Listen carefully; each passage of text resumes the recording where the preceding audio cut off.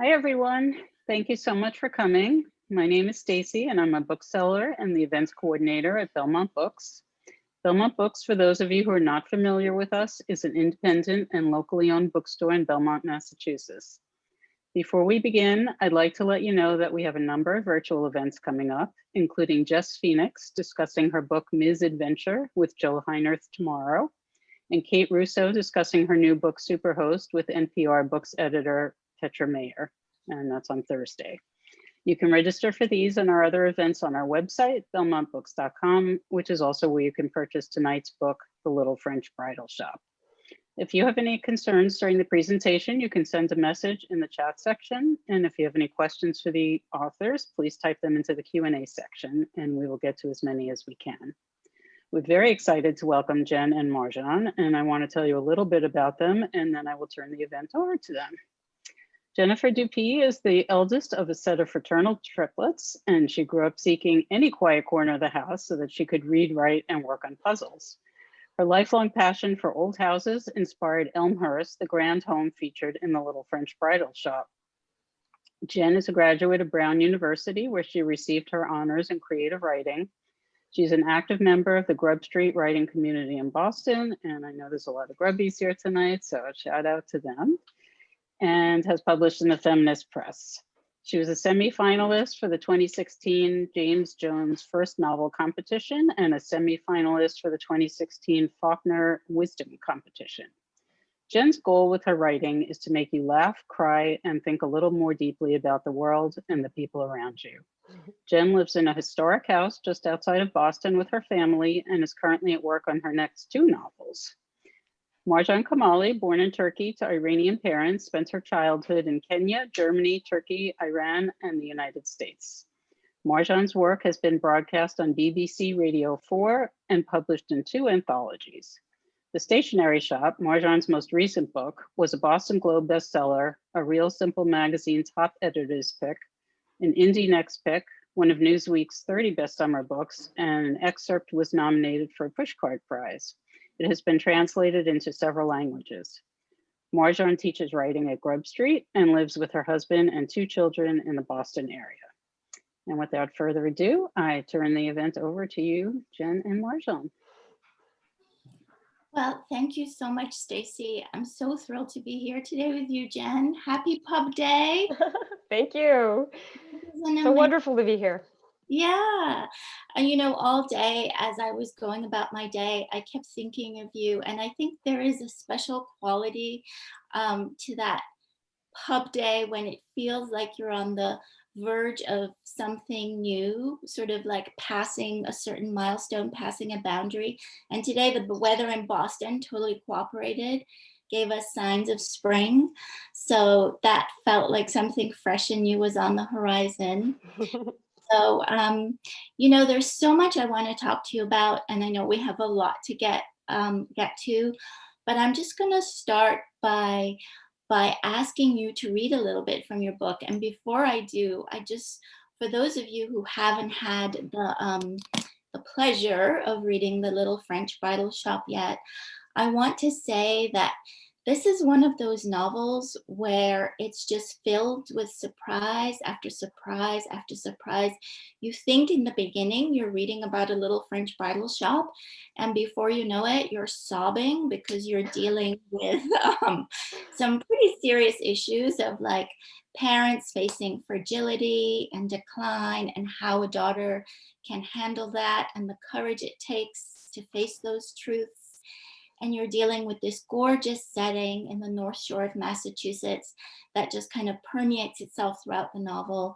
And you're dealing with a character who has a lot of grace, a lot of humor, and a ton of fears that she's sort of grappling with. So all of this is to say, this is a book that's unpredictable.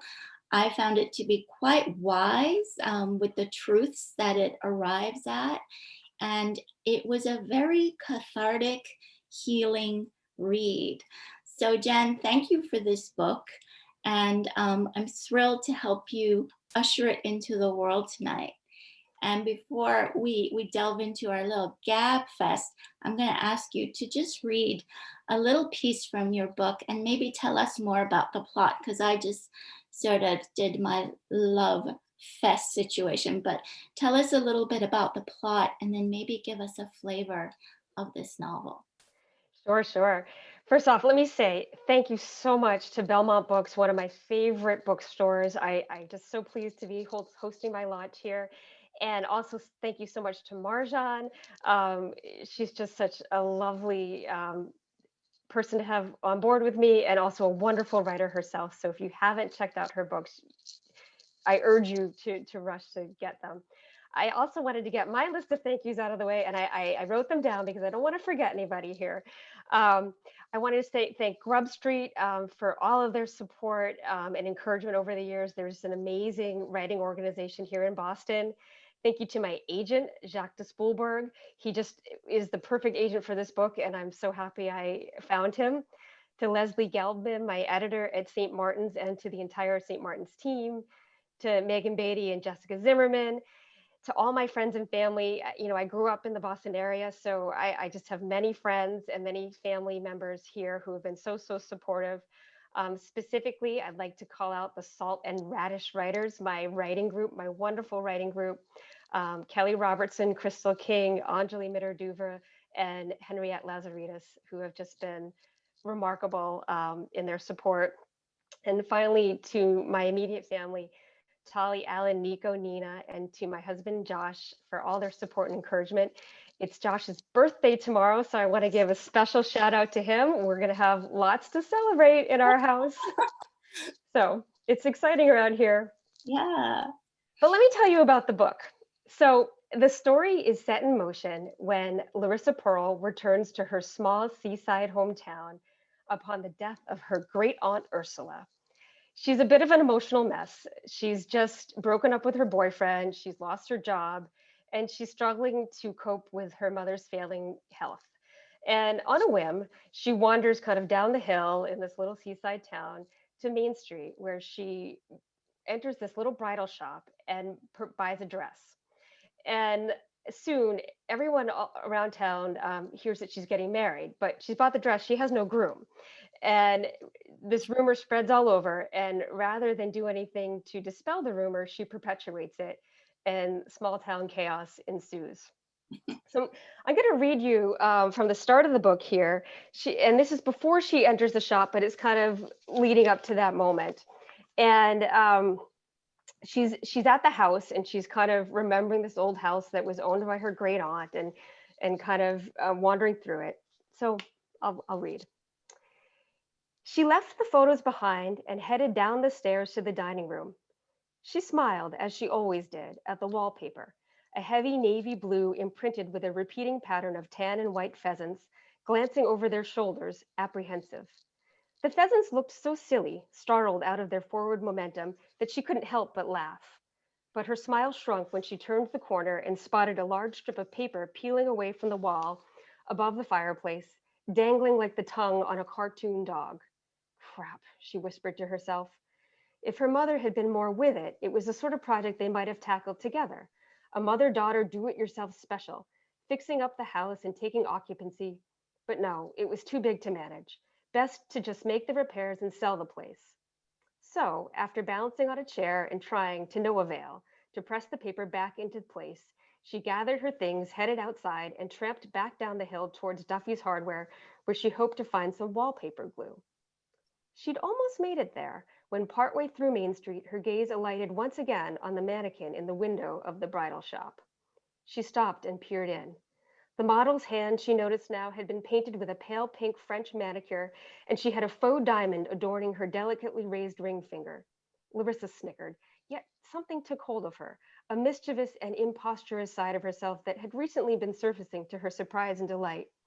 Wouldn't it be fun, just for a laugh, she thought, to take a peek at those dresses, to pretend for a moment that she was that mannequin, or even her own mother, pre-illness, skipping down the steps of the church? How did one feel, she wondered, wearing such a dress? She suspected she'd feel ridiculous, pompous and overplumed like a peacock, but no one would have to know she was serious. Would she dare? She sucked in a breath and smiled to herself. Yes, she would. And, I want to mention that the book has a bit of a sort of tone to it. It's almost like a sort of self-mocking tone. And I just like to mention that because I think it's helpful to have that in the back of your mind when you're reading it, that she's a little ridiculous.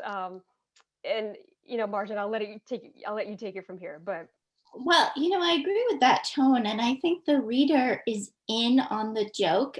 There's a tongue-in-cheekness to a lot of what transpires, and I love how you did that because you take a topic that's easy to kind of over sentimentalize or easy to mock, but in Larissa being aware and being in on the joke, you actually make it so much more tender and powerful.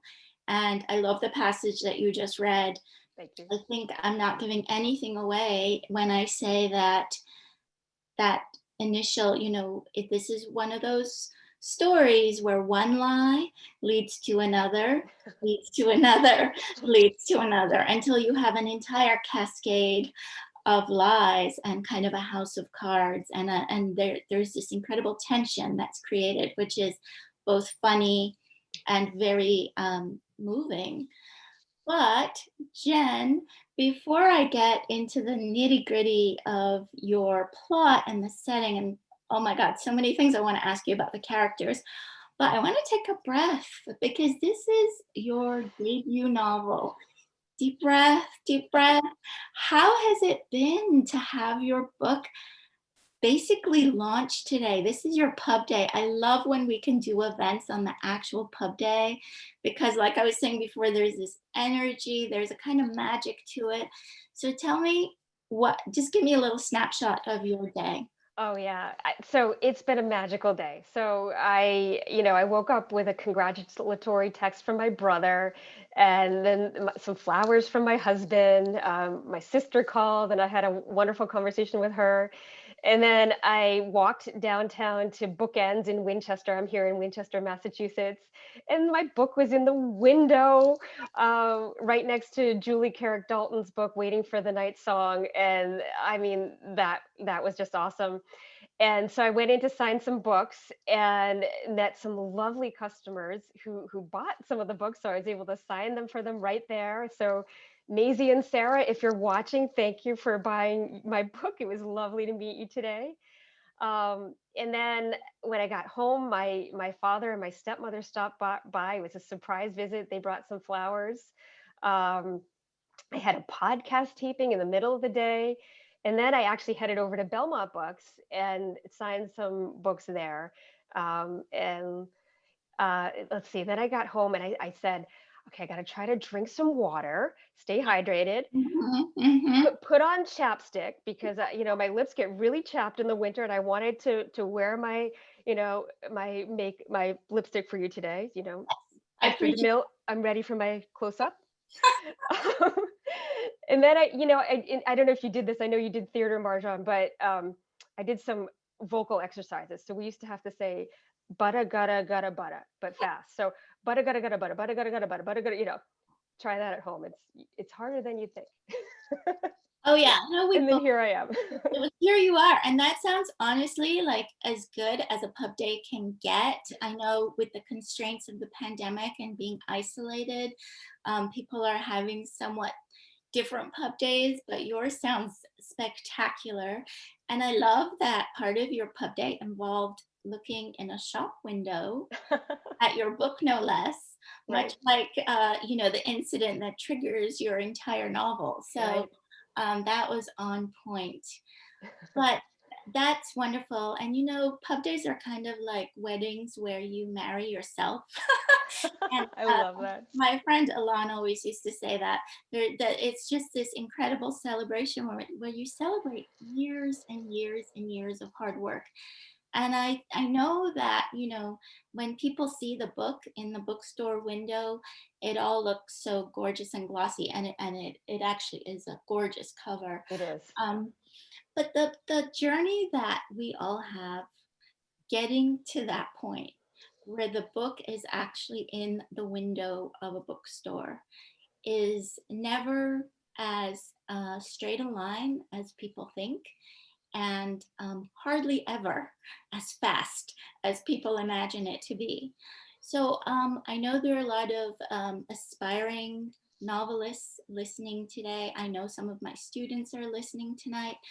Can you tell us a little bit about your publishing journey and share what that was like? I'd love to. Well, it took a lot longer than I thought it would. So, um, I started my first novel when I was 19. It was my second semester of my freshman year of college, and I had gotten into this advanced writing class, and I wrote this little 10-page short story that, I thought worked pretty well on its own. And we had this teacher, she was Greek. Her name was Eurydice Convaselli. So she had this Greek accent that I'm not going to try to do. But she in the class said, you just need to make this into a novel. And I thought, okay. Of course, I'd read novels all my life. I've been in love with books since I learned to read. But learning how to write a novel, writing your own novel and reading a novel is really different. And so I spent, probably the next 4 to 5 years teaching myself how to write that novel. And it was my undergraduate honors thesis. Um, but a lot happened during those years. There was so much transition. I graduated from college. My mother was diagnosed with breast cancer. I was trying to start my first job, and I had no idea what I was doing on the business side either. So I was sending the book directly to editors, and I was getting some interest. But really, what you need to do is find an agent who loves your book and can champion your book, and that agent will find the editor who is right for your book. And as I said earlier, I ended up finding Jacques, who was perfect for the book. But I had written that first book that I started when I was 19. Then I wrote another book, and then I wrote another book. And with that last book, I connected with Jacques, and he read 50 pages, and he said, "Well, send me the whole thing and give me a 1 week exclusive," which is a good sign. They're interested in your work. And he ultimately passed on that book, but he said, let's have a call, which was so wonderful because that doesn't happen so much these days. There's lots of editors are so busy, and so they get inundated with so many emails that they have to move on. But we had a call, and he said, what else are you working on? And I had just started the little, what would become the Little French Bridal Shop. I was about 3 chapters in, but I had a strong sense of where it was going. So I pitched the idea to him, and I began to develop it. And the book is told in 3 parts. And as I developed each part, I would send a part to him, get his feedback. I'd kind of work on the next part, and we worked like that for a number of years before he then sent it out on submission to editors. We had a couple rounds of submission, and then after that, really, the rest was history. Yay, and the rest here. But, from that point when you were 19 to where we are sitting tonight, I'm not 19 anymore. Let's put it that way. a little bit away from 19, not much, not much. But yeah, I know there were like ups and downs as there are for all of us. But sticking with it, I think, is a key thing. And one thing you mentioned as you were talking, Jen, you said that you had a strong sense of where the book was going, even in those very early stages when you were kind of conjuring up what it might be. And I wanted to talk a little bit about that strong sense, because in your book, there's such a strong sense of place. I mean, I would say an anchor of this story is not just the small seaside town on the North Shore of Massachusetts, but it's also the house that Larissa comes back to, where her great aunt lived, and it becomes a character in the book. I mean, let's just say it. So tell me a little bit about what inspired the setting and how that setting helped you connect to the characters and kind of develop the plot as you were writing for Jacques. Yeah, so the house really is like a character in the book.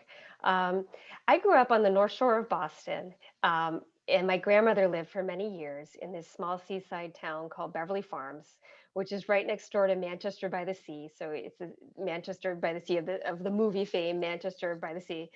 And It just is a setting that's really ingrained in my psyche. And I also would add that I almost always start with setting in my writing. I'm a really descriptive writer. I'm really drawn to descriptions of nature and ocean and settings. So it was a natural place for me to start. And the shores of these seaside towns are graced by kind of these older homes that many of them were owned by sort of Boston Brahmin, either as summer homes for Boston Brahmin that were then, going to the seaside in the summer, or just people who had built homes there. So I had those in my mind. Um, and then in addition, I just had always had a love for historical houses. And when my husband and I first started dating, I discovered his love for old houses as well.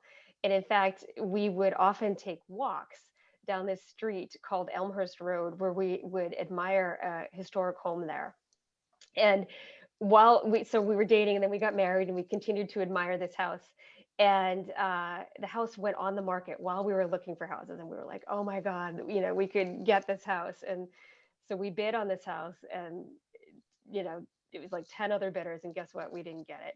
But the house stayed in my mind. And as I embarked on the opening pages of the novel, I had this vision of a house, and I named my house in the novel Elmhurst in tribute to that house on Elmhurst Road. Um, and then since then, I should add that we have settled in a lovely home of our own with lots of historic details. So our house story also has a happy ending. Yeah, and I love how you took this love you have of old homes and kind of, leaned into it and helped it, just sort of explored that within the book, because it's so clear in the writing that the author knows what she's talking about when it comes to the architecture, also when it comes to the town itself. So right from the beginning, the reader feels that they're in good hands, Mhm. and you're able to establish that authority because of this knowledge. So I love how you also wove in maybe a little loss. When you lost that house, sometimes we get to have little bits of revenge in our fiction, or paying homage to something, and all of that is just so beautifully done. But I think for me, when I was reading this book, I was so immersed in the setting. I was immersed, in that grand house, and all the tiny details that exist within it, literally on its walls. And we're going to get to that later. Um, but one thing you did so well is, within this kind of idyllic setting, you showed the complications and the constraints that we feel when the people who are supposed to be in charge, the people who we look up to and expect to take care of us, lose their strength, lose their faculties, and are incapable of continuing as we would like them to continue. So, namely, our parents. And I felt one gorgeous subplot of this book, maybe, I mean, in my opinion, really the main plot, um, was Larissa's grappling with the loss of her parents' vitality and the loss of her parents' faculties. Some of the truths that she faces on the page literally brought me to tears. Yeah, I mean, I think in order for the writer to sort of get the reader to experience that, there's no question in my mind the writer also had that emotional impact and experienced it when they were writing.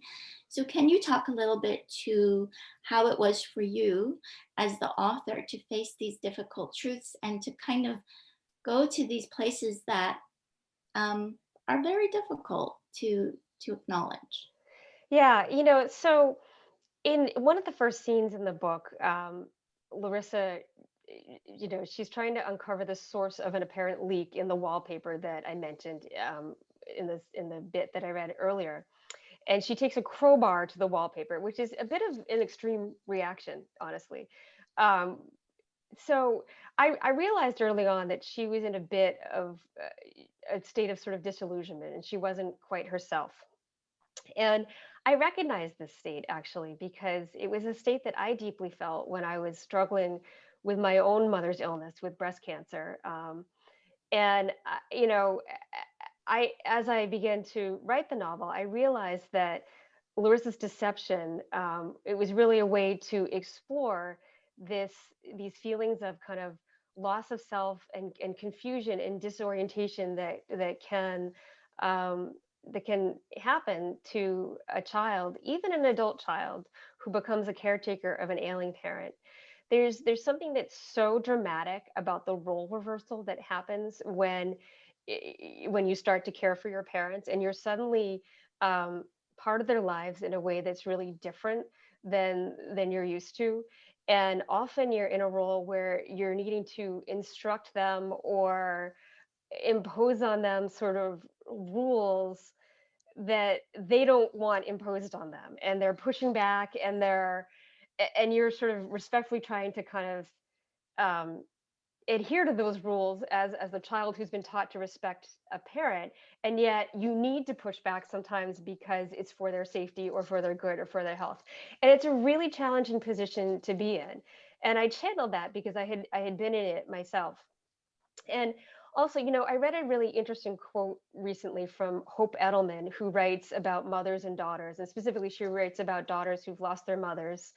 And she writes that we can only grieve when we feel safe to do so, and when we're overwhelmed, we're not able to grieve. And Larissa in this book is totally overwhelmed, and so um, she's acting in ways. In fact, readers are warning you may not like her in some moments because she's making decisions that seem totally illogical and sometimes self-absorbed, but really it's because she's so struggling to kind of face the fragility of her parents and her mother.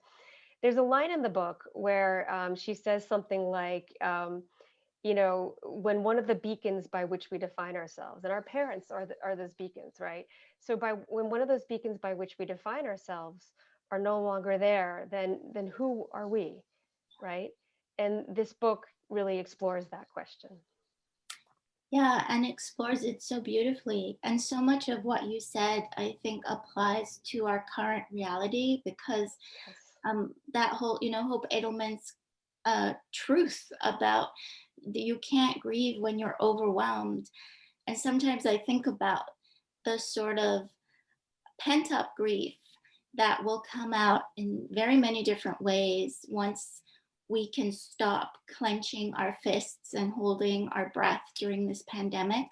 Because right now, Yeah, people are overwhelmed, right? With work exactly. Yeah. and kids at home and all of that. And then eventually, this grief is going to have a place to land. And I do think that we're almost like procrastinating our grief as For in sure. We're holding it all in. I can feel it many days. And that's not to say that there haven't been some silver linings Mhm. with COVID. And I feel so blessed that I have my health and my home and my family. Um, but right, it's true. We're all sort of going, are we through this yet? Are we through this yet? When are we going to be through this? And I do think there will be um, an emotional release when we start to emerge. I do too. I do too. And I think it's important to maybe, even if we don't have time right now to go through the grief, I think it's important to be aware that it's coming down the pike and, um, just especially for others in our lives who may be struggling more than we may know. Yeah. Um, but Jen, you mentioned the silver linings, which I agree. There are definitely many simple pleasures that we're all noticing more and taking the time to actually experience and absorb, which is one of the silver linings. And definitely, I know for a lot of people, being with their family is a silver lining because maybe spouses were traveling before, constantly working. I mean, it depends. Everybody's situation is different. But throughout writing this book, before the pandemic, I know that you were juggling a full time job and being a partner, being a mother. Um, I was wondering if you could speak to how you manage to make time for your writing and to nurture your art despite all the other distractions and all the other forces that were pulling you away from it every day. Yeah. So, I'll be candid in saying that sometimes I don't achieve much of a balancing act, Ideally, I'd really love to write for 2 to 3 hours a day, but that's not realistic. I work a full-time job. And so during the week, I just try to set my bar quite low. It's sort of a brick by brick, bead by bead endeavor. And what I mean by that is you're just sort of a few words, a sentences, a page. If I got a page, that's great every day. But mostly just, refreshing my mind with the work each day. So I like to look at it every day so that even if I'm not adding, I might add a word or two, a sentence or two, but I'm thinking about it so that later in the day when I'm daydreaming or, having lunch or whatnot, often because I'm familiarizing myself with it and the book is on my mind, I will come up with an idea and I'll think, oh, that's how to solve that problem. And it will get me kind of just going on the book. So I end up generating lots of little notes and kind of images and phrases to myself to say, great, do that later. And then the weekends are really the time when I can have a little bit more concentrated effort to really have those solid blocks of time.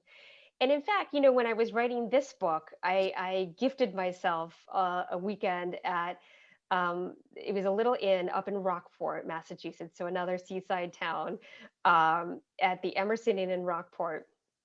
And I was just about to settle into some what I hoped would be meaningful writing on this book, and I found myself totally distracted by this very large repeating pattern of pheasants in this sort of startled expression. I shouldn't make that expression because that's going to become like the thing that people That's remember. the screenshot that everybody will Right, post right, on social exactly. Don't media. don't do that. But I kept looking at it. As I was writing, I kept laughing, and I couldn't stop looking at it. So I began to write the wallpaper into the story. And then months later, when I went to revise that first scene with the wallpaper, I thought, oh my God, I forgot to take a picture of the wallpaper. And you know how writers are. We're obsessive people and we need to like see what we're writing about and think about it. And I thought, oh God.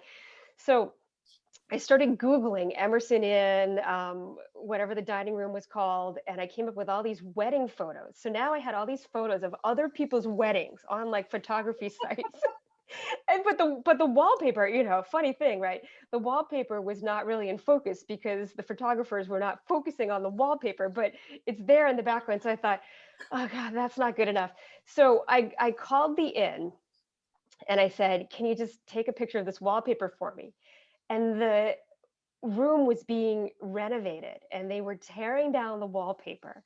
But they said, we actually have some leftover rolls of this wallpaper.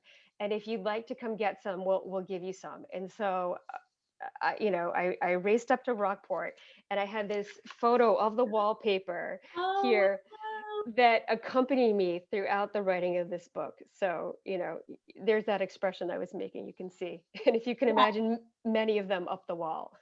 You did a very accurate portrayal of that expression, I must say. And that is amazing. I love that that image kind of fed you as you were writing the draft. Yeah. And it was the kernel in a way that sparked it. It was, yeah, for sure. So much fun. Wow. That's amazing. Well, I'm really glad you spent that time in that inn in Rockport. Gave us the book. And the wallpaper is such a great sort of repetitive thread throughout the book. I love it when there's that pattern that emerges over and over again. Oh, and the wallpaper itself is a pattern. I love it. Yeah, there's many sort of repeating. I found myself there's a lot of repeating phrases, so I'll let people find them on their own. But there's the wallpaper. There's a phrase. My father and I were talking about this today. So um, there's the Rosa Rugosa, the plant. So the father, the Larissa's father in the book keeps saying Rosa Rugosa. There's no Rosa Rugosa here. And also we're all in this together. Sort of, there's a male character in the book who's the caretaker of the house. So there's a bunch of repeating phrases that take on double meaning depending on when they're spoken and where they're said. And I that was quite intentional on my behalf. Yeah.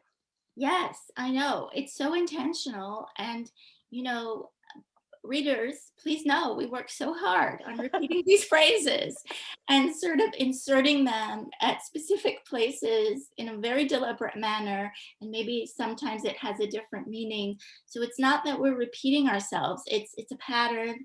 It's very sort of thoughtfully inserted into the narrative. And I did notice those phrases, and I love when that happens. I remember Charles Baxter would always say, have a phrase or a thematic sort of capture that you constantly weave in and out of your narrative. And one example that he gave was, what's done cannot be undone. It becomes a phrase, but it also becomes a theme. So I sort of wove that into the narrative of my first book. And, it kind of also helps you as a writer anchor yourself. And, For sure. Yeah. yeah. So speaking of some of your phrases, there were many I had to stop and, my copy, my art, my pretty copy is over there. But I was lucky enough to get the advanced review copy, which is this, and this is all scribbled and underlined, lots of stars, lots of wows in the margins. But one phrase that I think it falls under the category of this sort of repetitive theme, is dealing with love in its very many different forms. I mean, this book deals with romantic love. We know there's no groom when Larissa eyes the wedding dress, but let's just say there is a love interest. I don't want to give stuff away. Definitely parent-child love, especially between not just Larissa and her mother who's ailing, but oh my gosh, the relationship with her father, who is taking care of the mother, was so moving.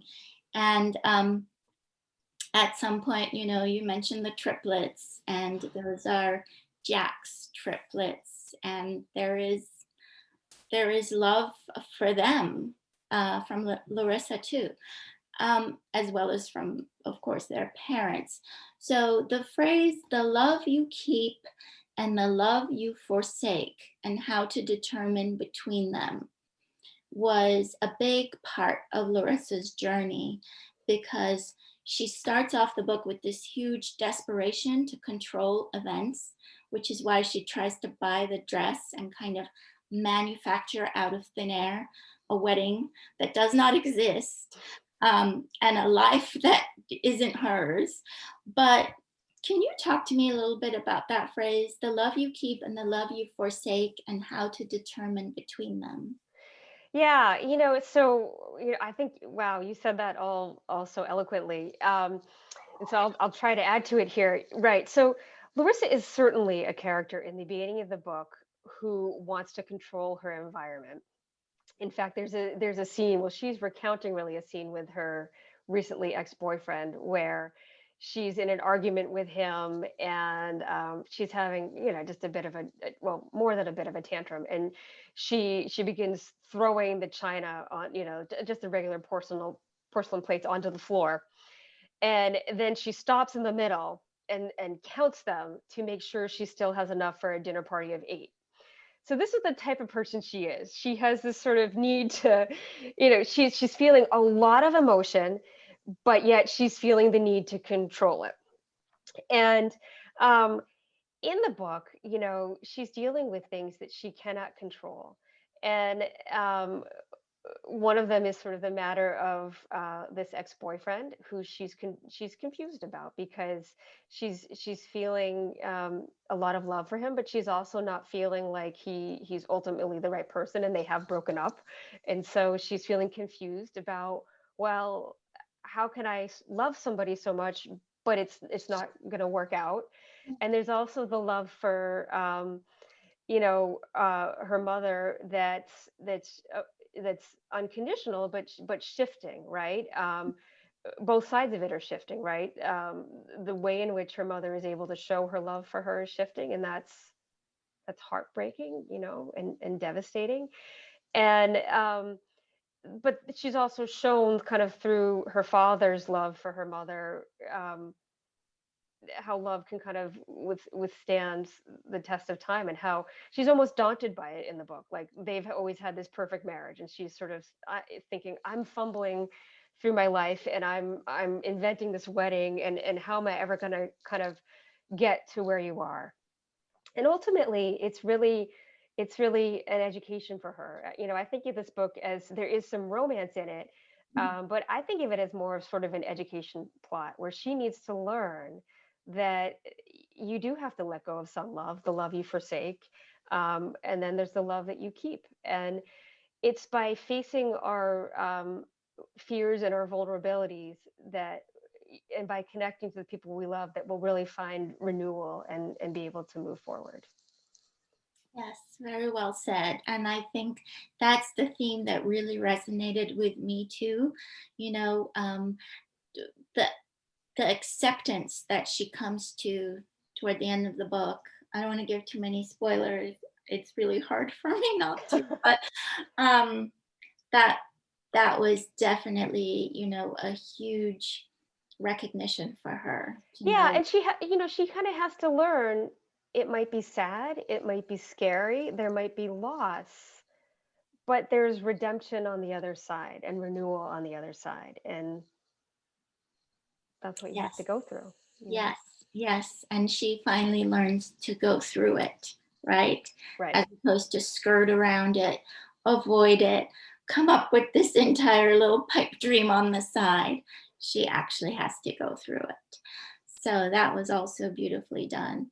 Um, and speaking of all of it beautifully done, I was curious how this draft evolved as you wrote.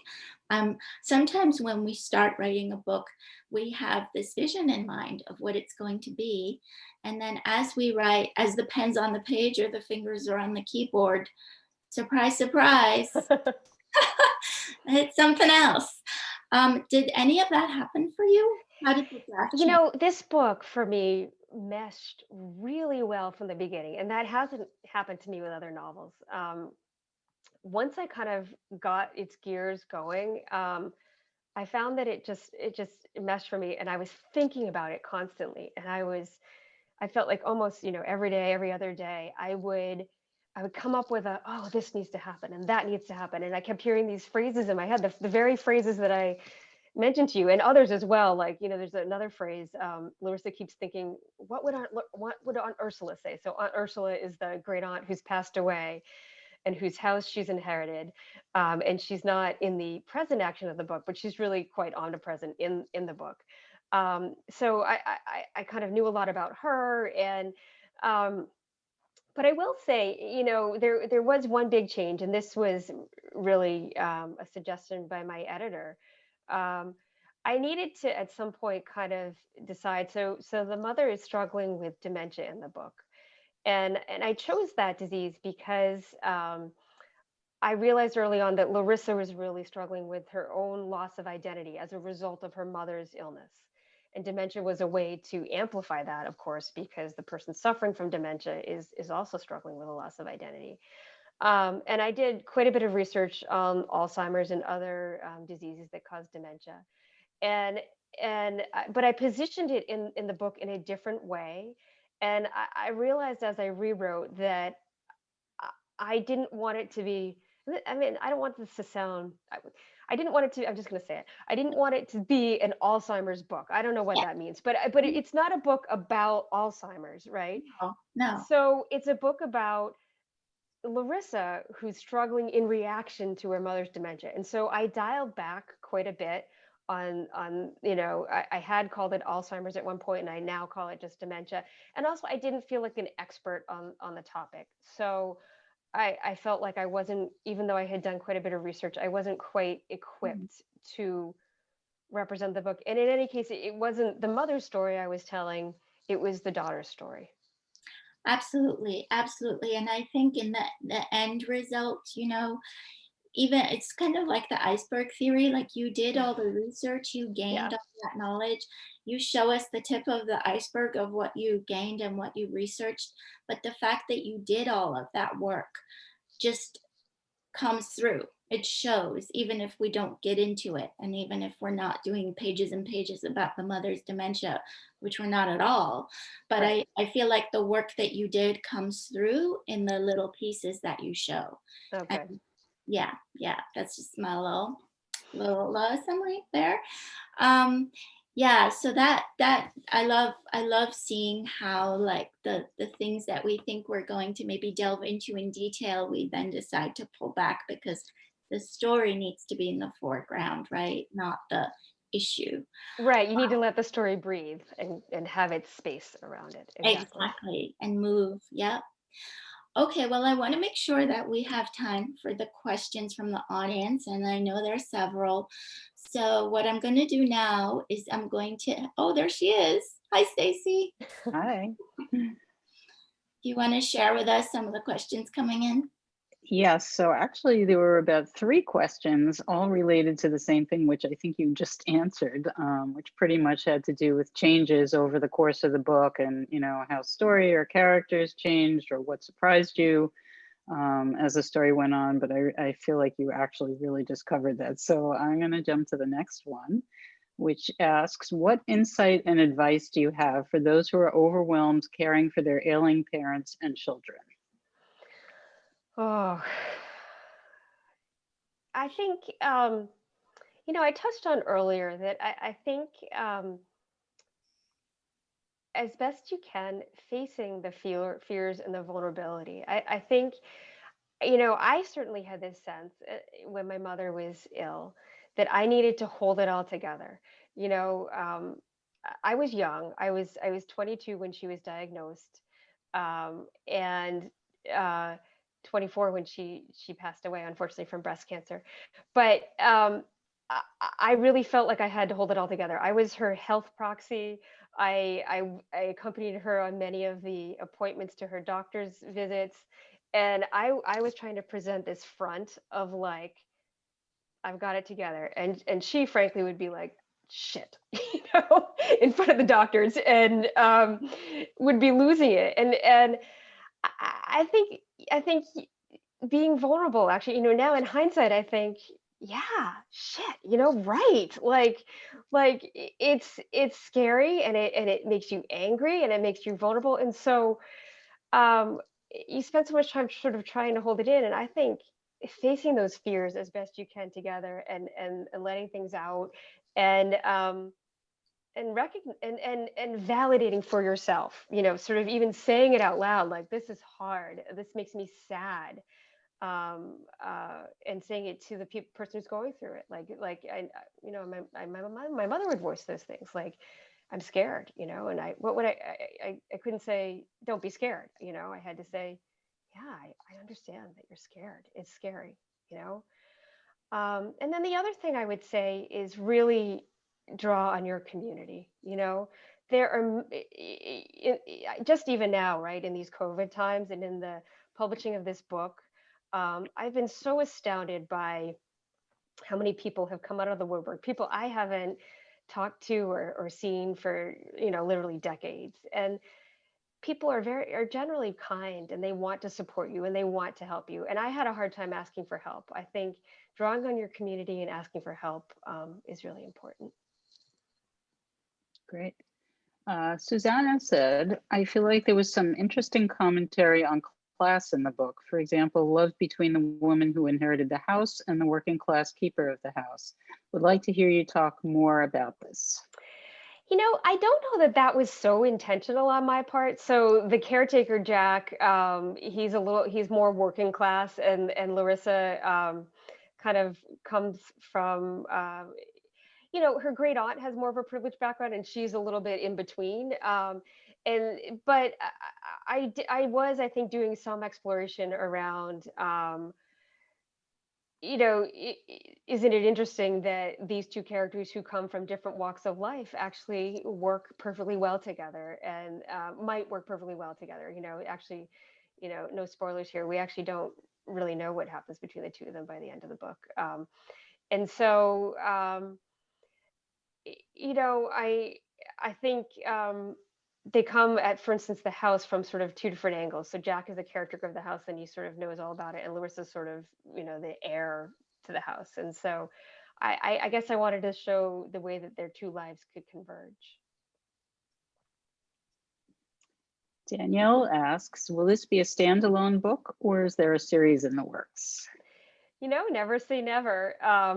Right now, it's not what I'm working on. I loved writing these characters, and I loved creating this world that they inhabit. And so I don't have a sequel in mind right now, but hey, who knows? Could happen someday.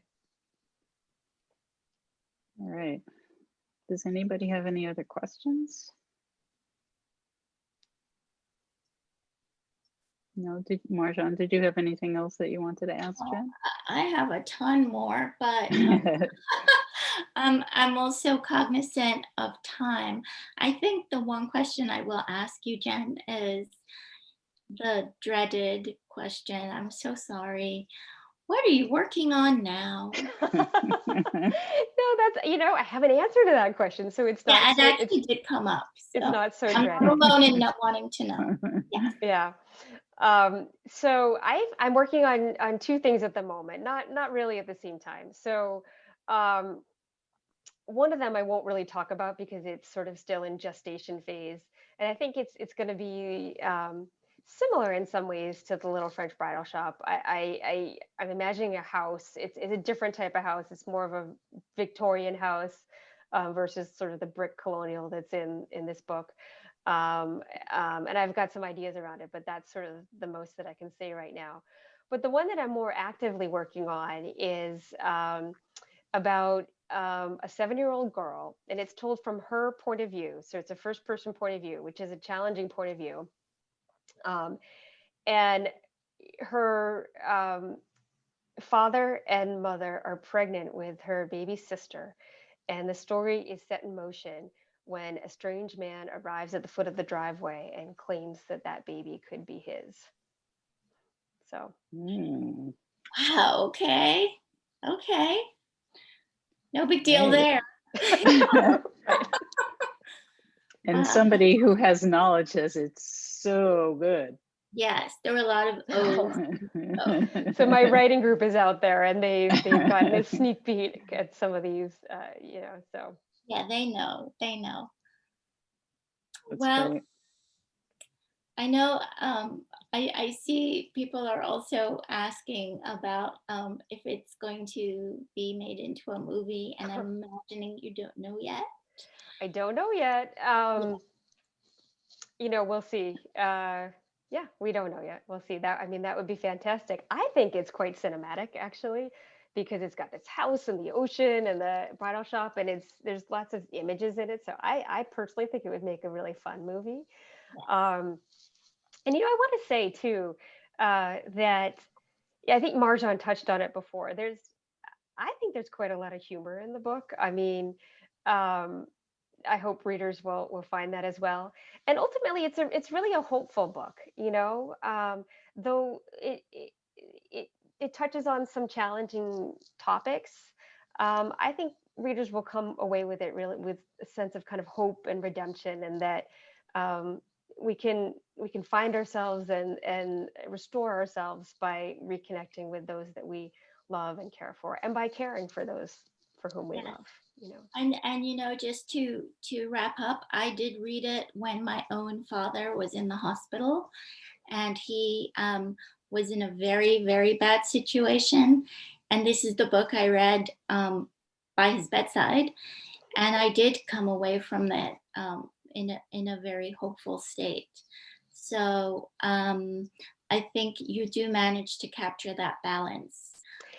You know, one last thing I'll mention too is there's a very cool flower in the book, and it reminded me of this sort of rebirth, sort of rebloom theme. So there's a flower called the night blooming cereus, and I knew about this flower from my husband's family who cultivated them, and we now have a clipping that bloomed actually just this past September, and it's a really special flower in that it can go years actually without blooming, and it will just sit there and look sort of gangly and like nothing's happening, and then over the course of a couple weeks, a bloom will start to develop. But then on one day, the bloom will start to open in the morning. So with ours, it started to open, by sort of 9:30 in the morning. It was just a little bit. And then we tracked it over the course of the day so that by 11:30 at night, it was fully bloomed, and it's big and white and it's very aromatic. It has sort of this jasmine, honey, vanilla smell. And it's just gorgeous and amazing. But then by the morning, it's gone. So it's just this kind of amazing flower. And um, that's sort of a symbol for a lot of what happens in the book as well. And you'll get to see what happens there. That's Yeah, great. yeah, that's so well done too. It just kind of you start off knowing that it blooms on a specific day, and there's that, waiting to see when it'll actually happen. All Yeah, right, there's well, one last question for you. Susanna would like to know, what do you wish someone had told you when you started writing? Started writing this book or started writing in general? Let's see. I think that it takes time and patience, and you have to go through it. You can't go around it. Similar to kind of the themes of this book, right? Writing takes time and effort and practice of your craft, and it's really in the practicing of that craft and no other way. Sitting your butt in the chair and putting words on paper and learning to find your voice and learning to find how words work together and how scenes are built, that you will learn how to write. And I knew that on a certain level, and I think I always had a little bit of a flair for descriptive writing, but really like focusing on my craft and developing and honing my craft that's a different thing altogether. And I would recommend that to all new writers. Great. Well, thank you so much, Jen and Marjan. This was really a wonderful event. Jen, congratulations. It's so exciting, and I wish you all the best with the book. Marjan, thank you so much for joining us again. It's always great to see you. To everybody who came out tonight, we thank you so much. Yeah, thank you. And Jen, I hope you continue to celebrate. Oh, we will, for sure. We will. I just want to say thank you so much to Belmont Books. Marjan Kamali, thank you so much as well. You were like the perfect moderator, and I could just talk with you for hours. And thanks to all of the audience out there for tuning in to hear about my book. I can't tell you how much it means to me. It's such a pleasure to do this and to know that all of you are out there listening and learning about my little debut. And I'm an author now, so wow. And you all got to be a part of it on my pub day.